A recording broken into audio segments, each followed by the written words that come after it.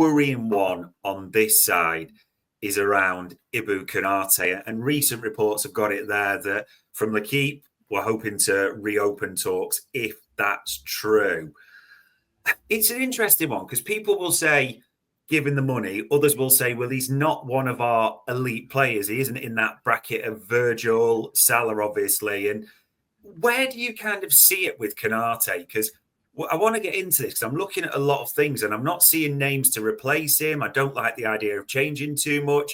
Do you think it's one they need to bend on a little, shall we say? Well, I mean, the talk is, isn't it, that 200 grand a week is kind of what he wants, and people might say he's not in the elite that elite group of Salah and Virgil. Well, that's probably right, but also that's not their money that they're on. They're on like twice as much as that. Yeah. So, I think to say he's maybe half as good as Virgil van Dijk is probably unfair on him, really. So, he's better than that, isn't he? So, I think 200 grand a week. I mean, I'm going to say doesn't sound unreasonable to me, as if like I've got all this money lying about. But genuinely, in terms of football and where it's at and wages and stuff, that's not an outlandish demand. I don't think, if that's accurate, by the way, because nobody at Liverpool ever talks about contracts really, so it's very hard to get that kind of information. But that doesn't seem unreasonable to me. And there's still talks ongoing, and there's still plans to do more talks over the summer as well. And you do hope there's a chance of a resolution. It does seem like the player wants to stay as well.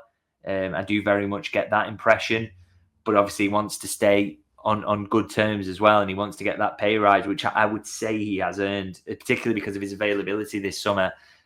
So I would still hold out hope that there's possibility of a resolution there that is positive for everyone. So we're not quite in the situation yet where anyone should be necessarily panicking. Yeah, fingers crossed that would be good to get this one resolved. And even trying to get in the mind somewhat of Arne Slot for heading towards number 21. And he talked about this summer, didn't he? When the players come back today, you'll be able to see is that hunger, that elite mentality, as he referred to it there. I can't imagine there's one single bit of Arne Slot wants to step into next year thinking, well, two of my regular back four aren't here anymore in Trent and Ibu. He'll want that consistency. Surely you look and go, VVD, Konate, that's my basis for everything at the back. Yeah, absolutely. And if that's the attitude he takes, I would totally agree with him. I don't think I've seen a lot of, if Konate's not going to sign, just sell him now. I completely disagree. I'd rather see Liverpool bite the bullet on this one personally, because my priority personally, and I'm sure this will be the priority of everyone at the club really, is to not balance the books, but to win the league again next season and have as strong a team as you can. And the best way to do that is to have as much continuity as is possible. Now, you're already getting turnover at right back. We know that. It's going to be Bradley and Frimpong are going to be sharing that role next season.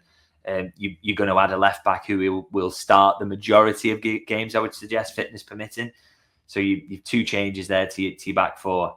And starting centre forward is very much up for grabs, isn't it? They're very much looking to move on Nunes and start someone else there regularly. So already we're talking 3 out of 11 positions. There's been a bit of turnover there. That harms your continuity. You do not want to start messing with your centre halves and having to build new partnerships there.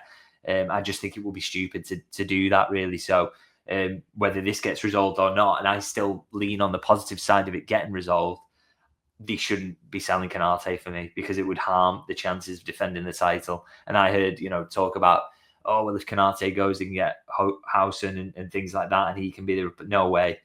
There's not many out there who will be able to replace what he does. We're talking about him not being on Van Dijk's level, but he's still streets ahead of a lot of centre halves. And I think any signing there's a big chance that you weaken the team, not just because it's a lesser quality player, but because of that lack of continuity and partnerships. So I would personally, my view is that they shouldn't consider selling at all this summer, regardless of what happens. Interesting. And I mean, you mentioned a name there. Dean Huijsen was linked with us for a while, but there was always that fear if Real Madrid came in that they would just steal it. And of course, that's what inevitably happened. But with that in mind, and even thinking that Huijsen was a young, developing centre-half, he certainly wasn't a finished product like Konate right now. Isn't Konate's hand strengthened by, when you look at the centre-back market right now, it's a bit crap, isn't it, really, for who's available, who they will cost, who you could get type of thing?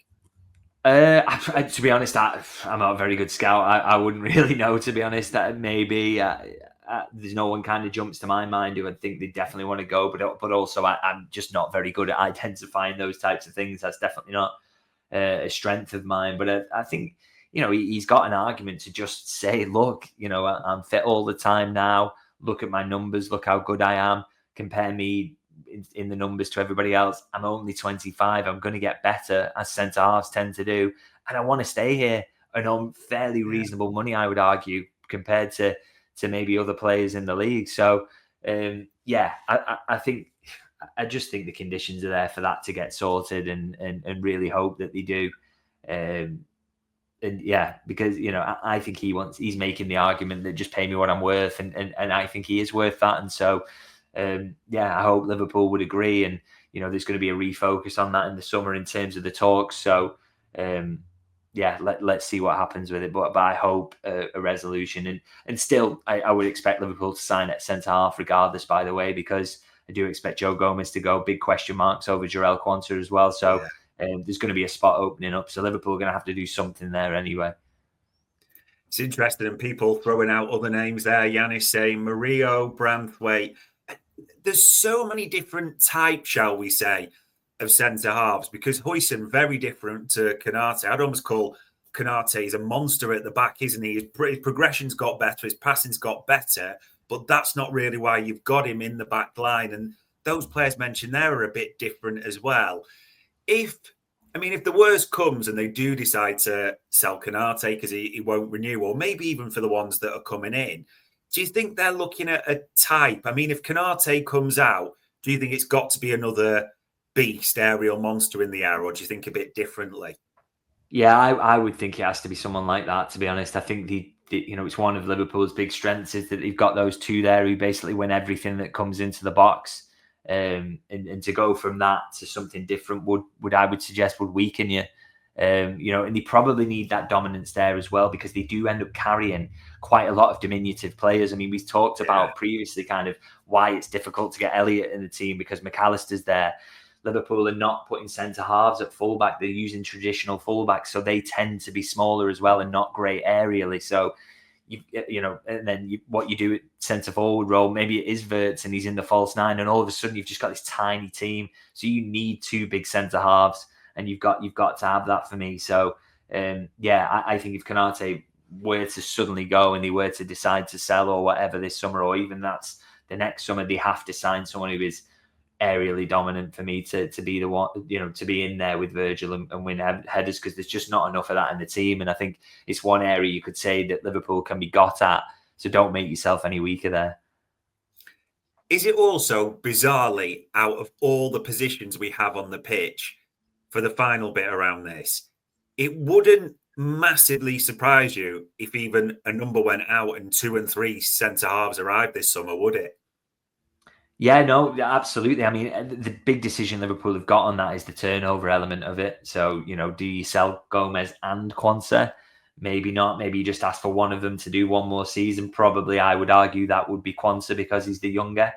But equally, it wouldn't shock you either if both of them pushed for moves and they got them, and Liverpool said, okay, well, there's going to be turnover here, but we've got our two starters and they will start the majority of the games at the start of the season. We'll be okay. We'll get some continuity there.